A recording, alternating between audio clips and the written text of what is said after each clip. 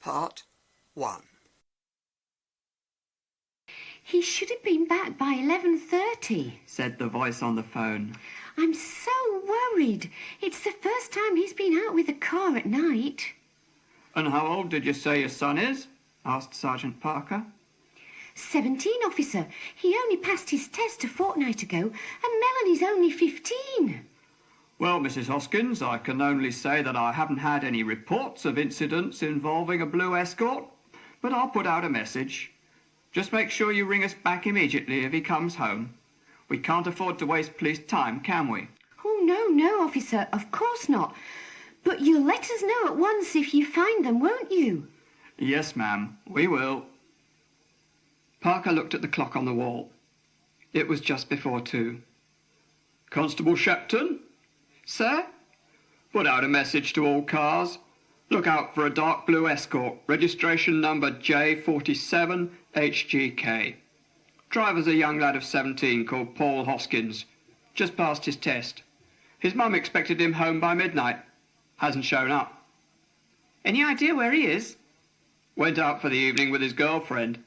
She's not home either. What's the problem then, Sarge? Asked Shepton. Probably out clubbing. If we had to look for every youngster who stayed out late... Yes, I know, but his mum says he'd promised to be back home by midnight. Yes, but... Seems like he's a sensible lad who does just what he's told. And the lass is just 15. Blue escort, said Constable Wells. It'd be a bit easier if it were a yellow Ferrari. How are you meant to recognise anything in this? A heavy sea fog was rolling in off the channel, bringing visibility down to less than 30 yards. Constable Bradstock got back into the car. Well, there isn't anything going on round here. Place is deserted. At that moment, 2 lights surged out of the mist and drove past at high speed. Bloody idiot, said Wells. Shall we go after him? What, in this fog? What's the point? Let's just get on with the round. Bradstock started the engine, and the patrol car moved slowly forward into the blanket of dark white mist. Brad, that was an escort, wasn't it? Asked Wells suddenly. Where? The car that just went by. Might have been, I hardly saw it. What colour was it? Don't ask me. I can't tell colours under orange street lights at the best of times. Can you? Let alone in this fog. Let's follow it. That could be anywhere by now, couldn't it? But Wells was already talking into the radio. Car PB to base. Suspicious vehicle speeding west along Esplanade near Pavilion.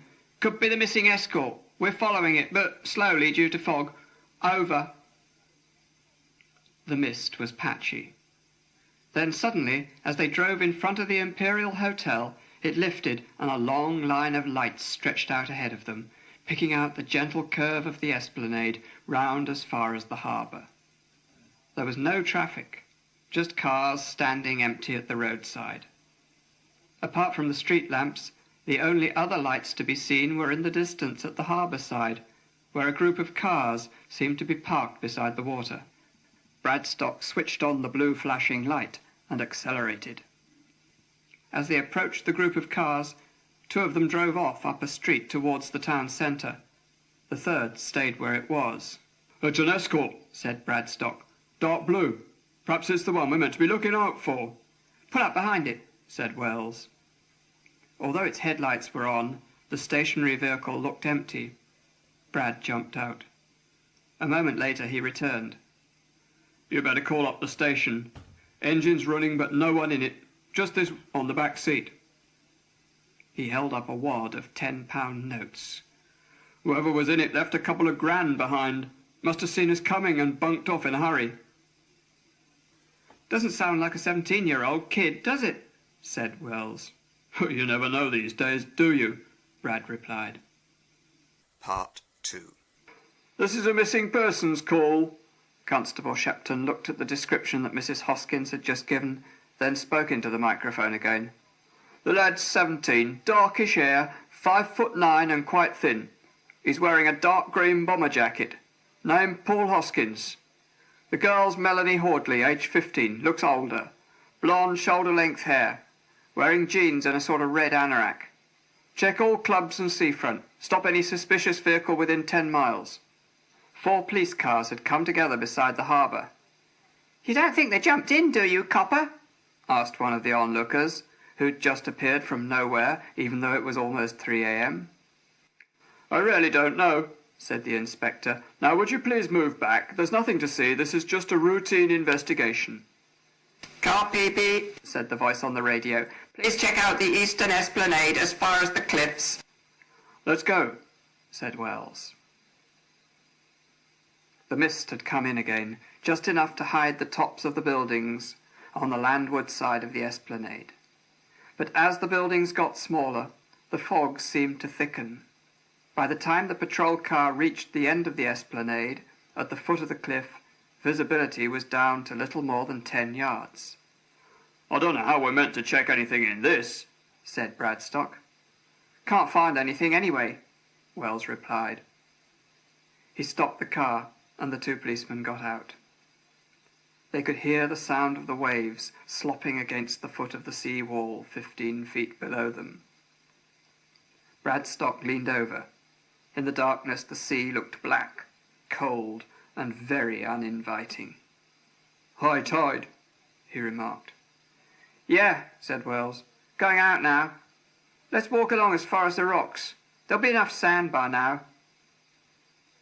They locked the car and took 2 powerful torches. Bradstock switched on his walkie-talkie.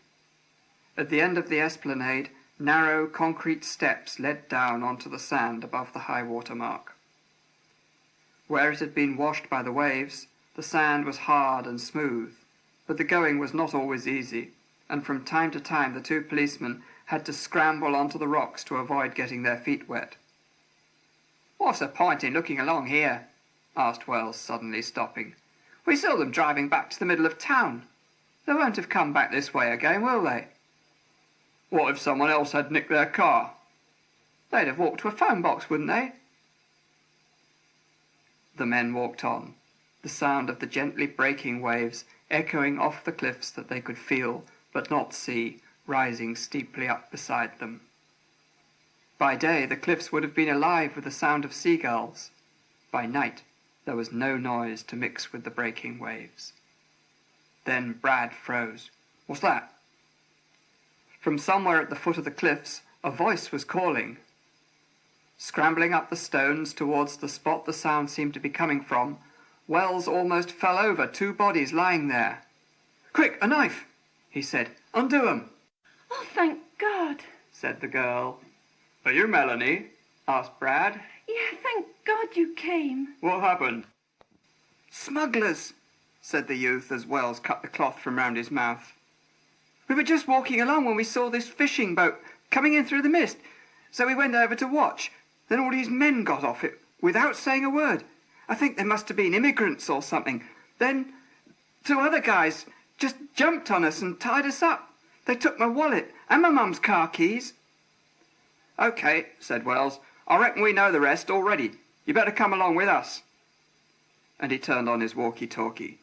"PB to base. We have the 2 youngsters.